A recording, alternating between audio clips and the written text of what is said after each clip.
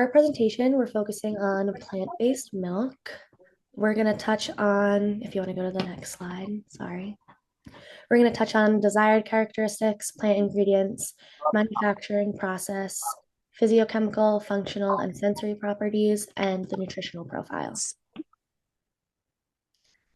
So I focused on the desired characteristics. Animal-based milk obtains a variety of characteristics that our company aims to preserve in the new plant-based milk. Some of these characteristics are listed below. So to start, we focused on color. So we're trying to preserve the creamy white color of animal-based milk. For texture, a watery consistency is not ideal. Therefore, we will focus on maintaining the smooth and creamy texture of animal-based milk. Additionally, for flavor, cow's milk has a clean, subtly sweet flavor from natural lactose and lacks bitterness or earthiness. With that being said, we plan for our plant-based milk to have a mild, slightly sweet, and neutral taste. For functionality, animal-based milk can be used in a wide variety of different ways. Therefore, our new plant-based milk will foam well, so it's good in coffee and lattes, mix easily so that it can be mixed with hot and cold drinks, perform well while cooking and baking, and have a good shelf life.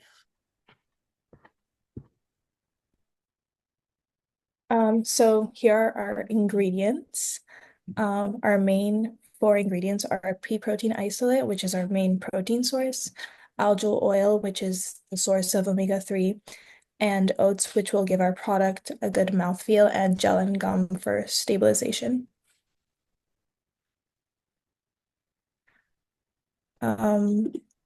So the pea protein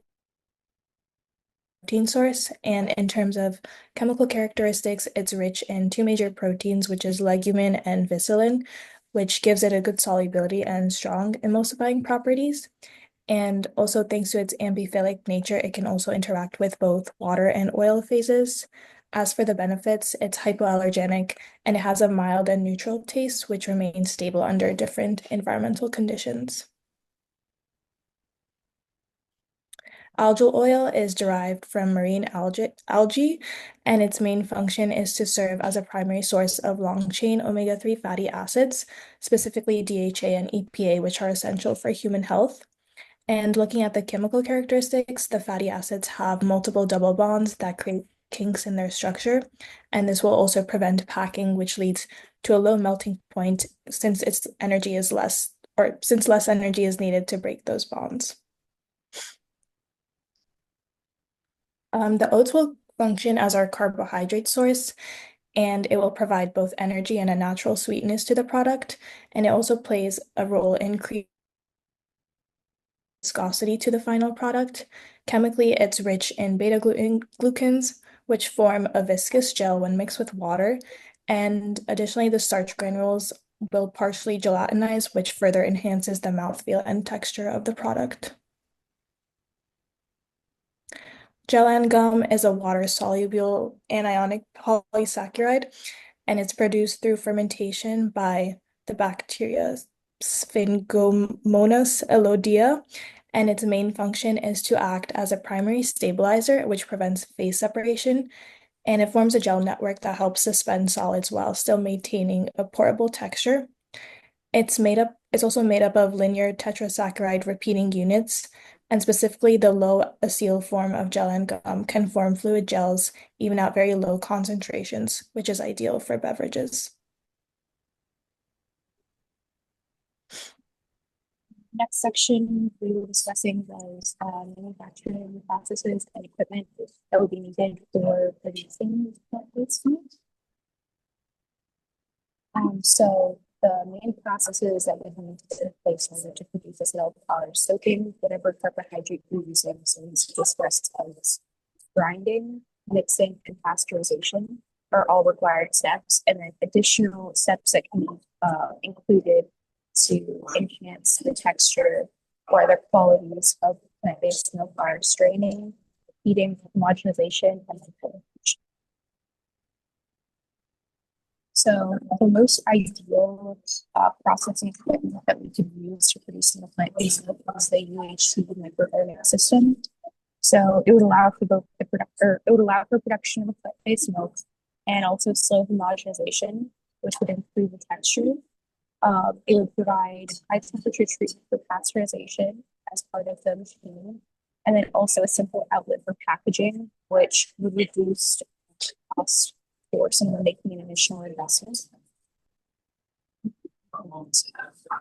So the only things that would be required outside of the system prior to putting, in this case, oats and other ingredients into the machine is that it would require the oats to be soaked prior to processing, and the oats should be soaked for like 12 to 24 hours prior to processing to allow for the moisture to be absorbed as best as possible. Other systems that can be added on to the UHT system are homogenizers, an aseptic filter, and an ultra clean fill hood for packaging. And then an alternative processing option, this would be a more expensive option because we have to individually buy all of these different parts or parts of the team. So, like I said, a microfluidizer or a colloid machine for the initial processing of soaked oats, a small scale homogenizer or high pressure homogenizer for the homogenization step, a pilot scale pasteurizer for pasteurizing plant-based milk, and then some sort of steam bottling system, like a clean fill hood, would be needed for packaging when the product is finished. For functional properties, our product, in order to be as practical and versatile as traditional milk, needs the ability to properly foam in order to be used in cooking for coffees and lattes, for example, and the ability to properly emulsify for shelf life and texture. Our pea protein isolate has hydrophobic properties that allow for strong emulsifications for a stable product, adds lightness for foaming purposes, but does not work well as traditional milk on its own. It gets help from the other ingredients we're using. Agile oil helps strengthen emulsions and helps in the foaming process, while the oats are a natural thickener and assist in emulsions. The oats will also give a product a color closer to traditional milk, as the pea protein gives it a more green color. The gel gum prevents sedimentation of pea protein, keeping the milk uniform, holds insoluble ingredients like oats in place. For sensory properties, our products need to have a similar mouthfeel to traditional milk. Our product does not need to taste exactly the same as traditional milk, but should still be sweet and creamy. The pea protein isolate adds a creaminess, but adds an earthy grass taste that needs to be covered up.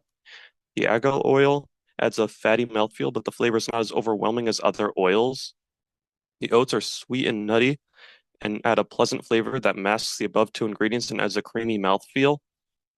The gel gum doesn't add any noticeable flavor, but adds thickness and creaminess to eliminate any watery mouthfeel. Physiochemical properties of our product. Our product needs to have a similar viscosity and density to traditional milk for flavor purposes. It must also have a similar pH and chemical stability to traditional milk for cooking and preservation purposes. Our pea protein isolate allows for emulsions, stability, and affects the pH level of our product to help extend the product's shelf life. The agar oil adds unsaturated fatty acids to match the chemical stability of traditional milk. The oats contain antioxidants to prevent agar oil from creating off flavors, while the gel gum forms gels to match the viscosity of traditional milk and resist heat for pasteurization purposes. I'm going to introduce the nutritional profile of our fortified pea milk. And first, we can take a look at the overall nutritional composition. Our fortified pea milk is a good or high source of various nutrients like protein, unsaturated fat like omega-3, and carbohydrates. It also rich in trace minerals and vitamins like calcium, vitamin D2, D3, vitamin A, vitamin B12, and iron. Next, next one, please. Oh, thank you. And to better demonstrate the benefit of our fortified pea milk, we compare it with the 2% cow's milk. And the reason we choose 2% cow's milk is because, as a benchmark, is because it's most commonly consumed and offer a balanced nutritional profile. And for this table, it's worth mentioning that our pea milk is fortified with algal oil to deliver omega-3 fatty acid, especially DHA and EPA, which cow's milk naturally lacks.